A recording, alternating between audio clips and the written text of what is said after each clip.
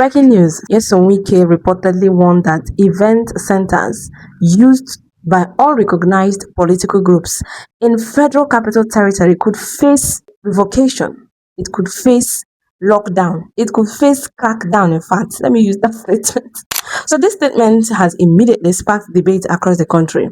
Let me inform you that some people see it as a move to maintain order and enforce regulations.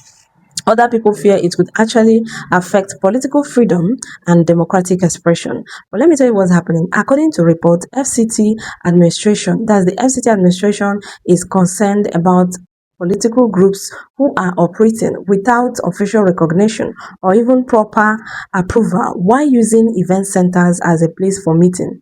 All these facilities are being used for their gathering. These meetings and groups may have not been recognized or approved by the government, so he's against it and he's warning.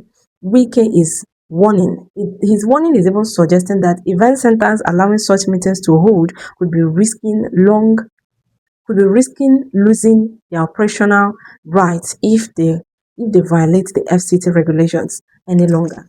Does it mean that these people may no longer be operating? These people may no longer be using event centers. If you must have any group or organized groups in Nigeria, it must be approved under government. Supporters of this move could argue, and the argument involves that government authorities have responsibilities to regulate public spaces and ensure political activities follow legal structures and procedures. You cannot just come from nowhere and you want to establish a group. They actually believe rules must apply equally to all groups to avoid disorder, security concern, or even misuse of public venues. These public venues like event centers, fields, bar could not, in fact, they are not allowed anymore to be used by groups that are not registered under government. But critics are raising serious concerns in the heart of people. Many Nigerians are asking what exactly qualifies as an unrecognized political group. Could this affect freedom of association?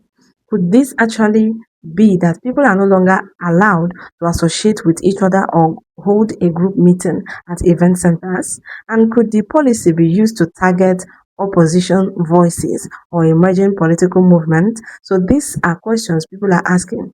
Because in democracy, political gatherings and public discussions are considered important part of participation. Now, Wike is ordering them to stop on illegal gathering. So the question should be, what is this explanation of illegal gathering? Now, Wike, in his words, was answering that illegal gathering is those gatherings that are not approved or known by the government. These people who owns those facilities where these people gather for their meeting or groups might be losing access to those facilities. Controversy is especially sensitive because Nigeria's political atmosphere is already becoming increasingly tensed ahead of future election and political realignment. This election coming up in 2027 is carrying a heavy weight. Any statement involving restrictions on political activities could quickly attract national attention. Now, for many observers, the bigger issue is not about event centers.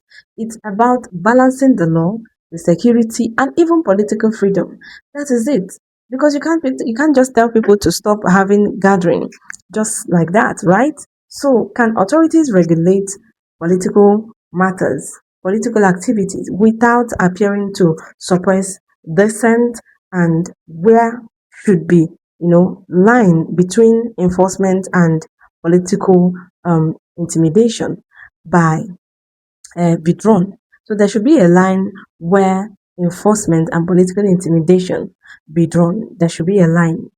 Get? So instead of just saying things, there should be something that explains what you are saying. So as reactions continues to grow, talks are going. Many citizens will be watching closely to see whether the warning becomes actual government policy or simply another strong political statement in Nigerians already heated political environment. We just want to watch and see what happens at the end of all this matter and see what happens if any of these laws are going to be enforced. And then citizens might actually, adjust. But what do you guys think about this? I just want you to give your honest opinions in the comment sections.